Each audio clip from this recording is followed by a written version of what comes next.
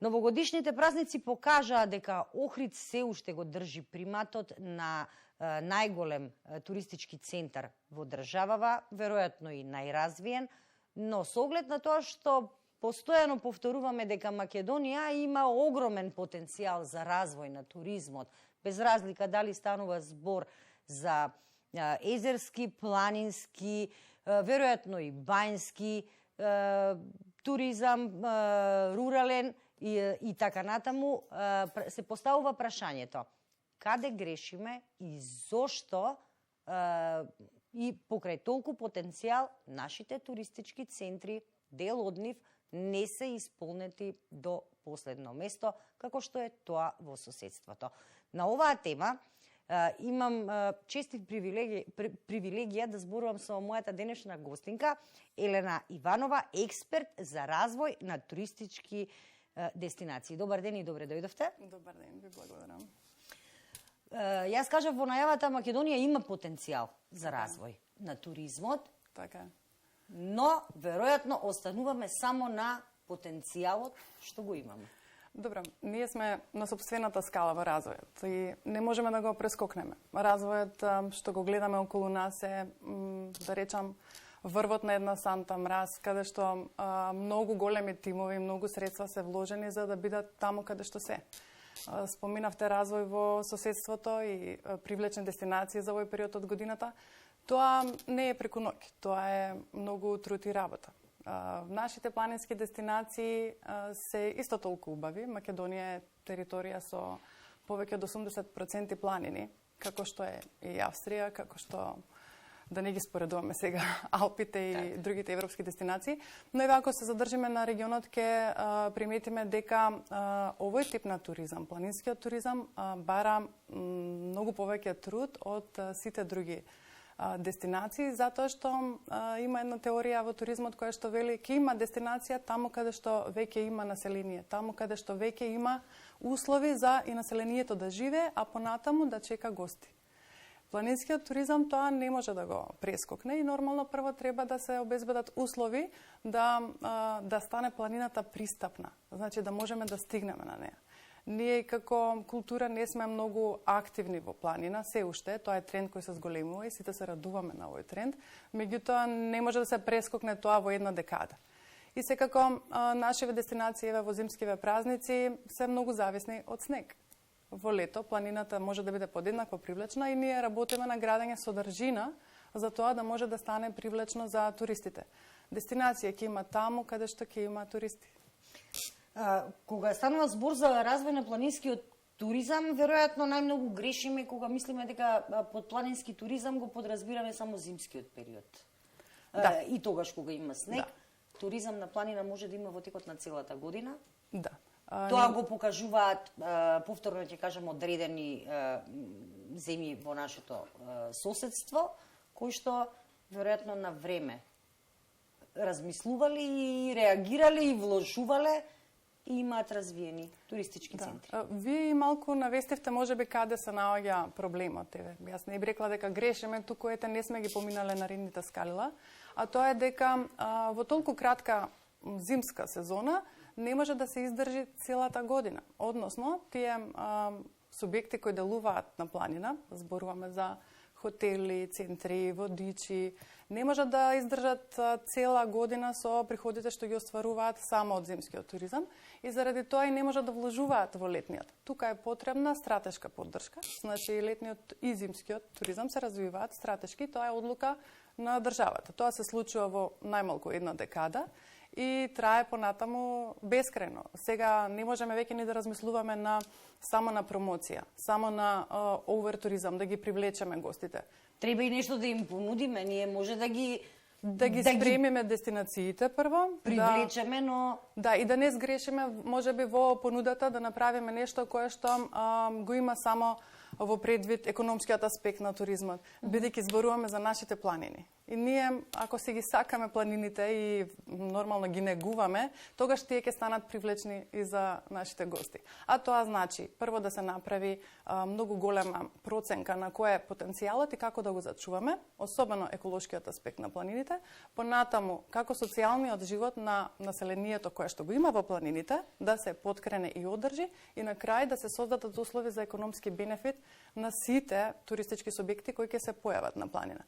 А тоа го гледам јас во многу македонски планински дестинации, каде што сите субјекти кои веќе екзистираат, а да бидеме искрени се појавиле уште во времето на Југославија и немаме многу големо знаење и многу голема историја од планински туризам, го прават тоа на начин како што успеваат со тие кратки сезони и вложуваат многу често многу повеќе од тоа што можат да се приуштат за да останат конкурентни, бидејќи во регионот искуството на потрошувачите, на туристите, веќе е на повисоко ниво. И ако не сме конкурентни, тука понекогаш ја губиме битката. Очигледно не сме конкурентни, бидејќи имаме изгубено битката сега за сега, но бидејќи сте експерт за развој на туристички дестинации, сега додека зборувавте, велите, ние имаме краток период снежен, со оглед на тоа што нели се менува климата, многу помалку снег последниве 10 години, овој период да речеме пред 20 на 30 години имало снег секаде, не само на планините, и градовите ни биле прекриени со снег. Неодамна министерот најави дека во Источна Македонија се планира да се направи еден голем ски центар. Источна Македонија некако... Да, Источна Македонија, за да може да доживее зимски туризам во вистинска смисла на зборот, патува многу често во Бугарија. Нашите домашни центри не нудат такво искуство како регионалните. Сигурна сум дека има услови и за тоа. Инфраструктурните вложувања се на вистина предуслов за било каков зимски туризам и тоа е јасно. Значи, неодамна и како што можев да проследам во регионот излегува бројките на успешните ски центри. Зборуваме за 76 милиони евра влог во Јахорина, каде што се возобнови и онака постоечкиот ски центар. И последниве 2-3 години е Јахорина од кога водечки ски центар. Копалник, скијалишта Србија, иста приказна беше. За Словенија воопшто да не напоменувам, па таму веднаш после пандемијата државата направи субвенцијски план со 80 милиони евра кои што беа поделени на сите ски центри без разлика дали се државни или приватни, за нивниот план за возобновување на жечарите. Значи сите добија нешто ново и модерно со кое што ќе можат да ги привлечат младите во Словенија. Не е само тоа стратегија за туризам, туку е стратегија за млади. Да тие станат дел од планините, да ги направат пристапни за нив. Ние, кога зборуваме за туризам, најчесто мислиме интернационален туризам, односно во државата приоритет број 1 е тој меѓународен туризам, затоа што остварува девизен прилив во државата без да мора да се прави извоз. Тука е конкурентската предност на оваа економска гранка и зашто е тоа толку важно да останеме конкурентни. Домашните туристи, кои што и онака одат, да речам, редовно на планина, се навикнати на овие очекувања и многу често не се сметаат за најголемите потрошувачи. Но всушност тие ќе го подигнат стандардот за тоа како треба да биде дома пред да пречекаме гости. Гости од надвор. И на почетокот на емисијата кажав дека живееме во период кога е зголемено загадувањето на воздухот во големите градови, не само во Скопје, уште еднаш ќе нагласам, туку голем дел од градовите имаат проблем со загадувањето. Зимски распусти е, веројатно родителите ќе направат се барем една недела да ги испратат децата или да ги однесат или да отидат заедно во некое планинско место, таму каде што има чист воздух, без разлика дали има снег или не. Што може да им понудиме во услови кога нема снег? Да, снегот е најголема радост за децата и за сите ски клубови, едва чекаат да се создадат услови и за тоа. Меѓутоа, јас сега практикувам последните 4 години, барем 6 месеци во годината да бидам на планина и сваќам колку е тоа ограничувачко за еден родител, бидејќи содржината, каде што сакаме децата да ги анимираме со здрави навики, е малку оскудна. Меѓутоа, додека ги средиме условите и додека се подместиме во корист на развој и на планинскиот туризам, полесна е соработката со приватниот сектор да се дадат насоки можеби како тоа да се случува и побрзо. Најлесен дел за привлекување на младите се содржина на настани, која што може да им се понуди, за да можат барем да се присутни тука. Дали ќе има снег, ќе видиме. Во услови на снег, веќе скијачките клубови се сензитизирани и знаат дека не се станува скијач лесно. Опремата е релативно скапа. Часовите по скијање се скапи. Меѓутоа, ски клубовите веќе се отворени и размислуваат на една нова услуга која што ја понудија во Маврово, а тоа е за скијање со деца. Децата да бидат инструктори на други деца, што е најлесен начин да се направи влијание од едно на друго дете и при тоа да се прифати начинот на оваа активност да биде природен. Бидејќи на волку малку снег и нема толку скијачки денови. Понатаму, летната содржина која што малку ја споминавме, треба да биде интересна за нив. Нив не може шумата да им биде едноставно интересна или отцртани да ја научат. И нивните ликови пробуваме да ги донесеме во планина како би им создале херои во друга клима, во друга атмосфера. Може би за нив малку попривлечна ќе стане. Правиме маскоти.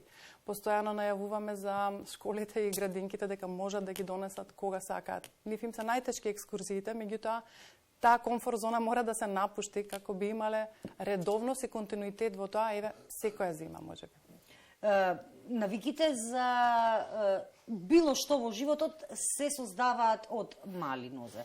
И, значи, така и со навиката да се оди на планина, на чист воздух.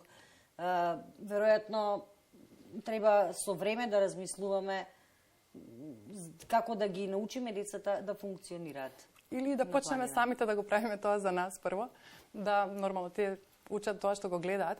Меѓутоа, јас сум сигурна дека лошиот воздух за кој што толку зборуваме секогаш во овие месеци ќе го направи своето и во еден момент ќе можеме стратешки за себе да одлучуваме каде ќе функционираме и како, а понатаму и да направиме и притисок како треба таму каде што е потребно да ги вокализираме нашите фрустрации од секојдневието таму каде што треба, затоа што нормално овие наши секојдневија не се невидени во светот. Има начин, знаеме како тие се решаваат и низ науката за туризам јас многу често среќавам недоразвиени дестинации кои што во една декада се менуваат заради една единствена одлука. Најубав регионален пример за тоа е Словенија, која што одлучи дека ќе биде зелена земја и дека ќе пласира зелени дестинации. Тука не е само едно министерство задолжено, значи зборуваме за комплексен проблем, меѓутоа кога приоритетот е јасен, другите лесно можат да го следат. Различни методологии во туризам навестуваат различни приоритети како тоа се прави. Меѓутоа и тие се менуваат, не се постојани. Во еден период пред 15 години најважна беше промоцијата. И навистина, планинските дестинации во Македонија, ниједна од нив не е толку пласирана во медиуми како Охрид. Број 2 дестинација во Македонија е Скопје. Трета немаме. Да, што е поразително. Значи, тоа е на ниво на промоција и нормално ние кога ќе одлучиме дека тоа така ќе биде, уште чекор поназад ќе се подготвиме за тоа како да го направиме одржливо. Не може да се случи овертуризам, тоа е грешка на минатиот век. Не може нам да ни се случи сега веќе кога го имаме тоа знаење и однадвор на располагање, можеме да го примениме. Ете, тука барем да не правиме повеќе чекори во. Но сега додека зборувате некако ми доаѓа дека деновиве, со оглед на тоа што беа празници, па малку повеќе сите бевме дома, па пред телевизор, јас не видов ни една реклама на ни една телевизија за нашите домашни туристички центри, планински, било какви, а нама видов за туристички центри во соседните држави. Да, затоа што најверојатно сте пратиле комерцијална програма. Да. Нашата стратешка определба кон домашниот туризам недостасува, односно таа не е изготвена и не постои.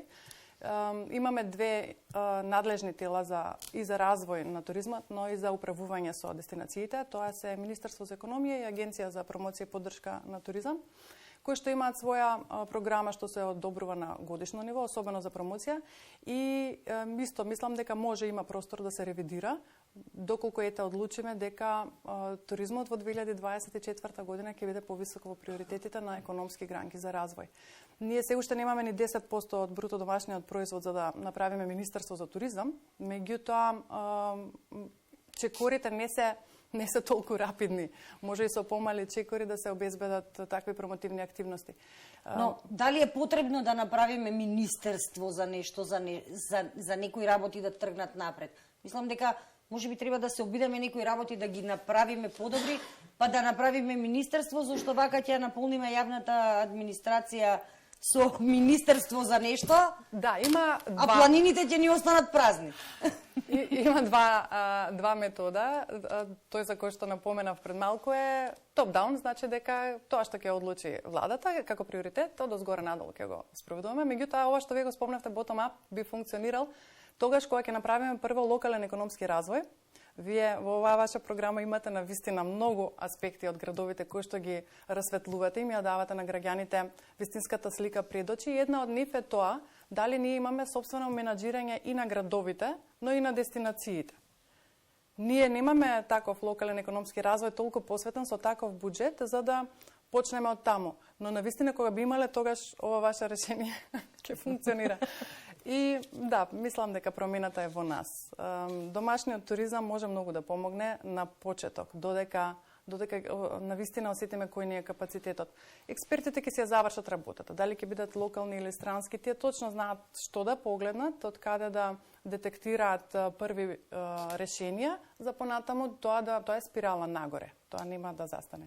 Елена, јас знам дека ние може уште многу да зборуваме на оваа тема и ви ветувам дека ќе се видиме во некоја следна прилика да позборуваме за тоа како туризмот како една од важните стопански гранки во државава да го подигнеме, зборувам како држава, на повисоко ниво и државата да има бенефит од сето тоа.